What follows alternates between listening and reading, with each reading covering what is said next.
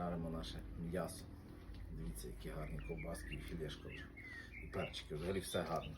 Запах на всю вулицю. Так, перевертаємо наш шашличок.